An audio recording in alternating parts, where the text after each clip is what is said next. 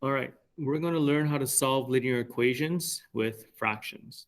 Okay, when you see fraction questions, you're going to notice that they have small fractions, which kind of look like this, where I have a letter over one number. Okay, so this question A is a. Today we're going to learn how to solve linear equations with fractions. All right, so when you do questions with fractions, you're going to notice there's two types of fraction questions. There are small fraction questions, which is the one that's kind of here on the left. Okay, and there's one here on the right. So these are I call small fractions.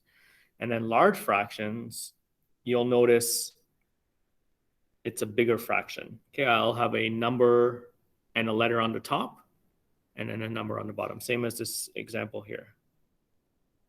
All right, but you're going to notice that the steps are very similar regardless if it's a large fraction or a small fraction question.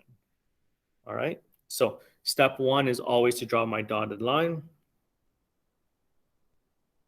Okay, and when I see a fraction, I usually cross multiply. So what I kind of have to do is I take this 2 and I got to multiply it into the 5 and into the 3. And that's the part that I just got to be careful when I do these questions. Okay, so when I have small fraction questions, I got to multiply it into both the numbers that are there. All right, I'm going to be left with an n here when I bring the 2's to the top. It's going to be 2 times 5. And a 2 times the 3 on this side. Okay, so I got to remember to multiply the bottom number in the fraction to everything in the question. All right, from here, I'm just going to calculate it. Okay, so n stays the same. 2 times 5 is 10. 2 times 3 is 6. From here, I have a v, an n, and an n. So I need to bring this positive 10 to the other side of this equal sign. Okay, when I do that, it becomes a negative 10. On the left side, I have n left. On the right side, I have the 6 that's originally there. When I bring this positive 10 over, it becomes a negative 10. And then I'm going to be left with n equals 6 minus 10 is negative 4. And that is my final answer. That's what I'm trying to get, a letter by itself. All right, and that's kind of how I deal with fractions. All right, so let's try question number letter B. So step one, draw a dotted line. Okay, I notice there's a fraction, so I'm going to take the bottom number in the fraction and I'm going to cross multiply. Okay, and I just got to be careful because I got to multiply it by two things. I have to multiply it by the negative 9. Okay, I'm left with the plus n here. Notice the 4 on the bottom goes away because I cross multiplying it with everything else. And I'm taking that same 4 and I'm multiplying it by the negative 7 on this side. Okay, so 4 times negative 9 is negative 36. Okay, this n stays by itself. And on this side, it's going to be negative 28.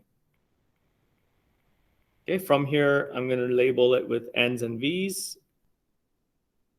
Okay, so the 36, negative 36 is an n because there's no variable attached to it. The letter n is a variable, so I have the letter v above it, and the negative 28 is an n. From here, I'm going to bring this negative 36 to the other side of the equation. I'm going to be left with n on the left side. And on the right side, it's going to be negative 28. And then when I bring this negative 36 over, it becomes a positive 36. From here, I just need to calculate. So negative 28 plus 36 is positive 8. And that is my final answer. Notice I have a letter by itself. In this case, the letter is N. And that's what I'm trying to get. Okay, so that's what I do when I have small fractions. I just multiply the bottom number with the numbers that are on the top. Now, when I have a big fraction, it's actually a little bit easier. Okay, because there's usually only one number. Okay, so step one, draw my dotted line. Step two, multiply the bottom number with the number on the top. Okay, so notice in this question, I'm only multiplying the 5 on the right side. I don't worry about multiplying it by this -5 on the top. All right, that's because that's not what I don't multiply this because this is still on top of the fraction. So I don't need to worry about multiplying that by 2 as well. All right, so when I do that, my question becomes n minus 5. And I multiply the 2 times the 5 over here. All right, so the left side stays the same, n minus 5. 2 times 5 is 10.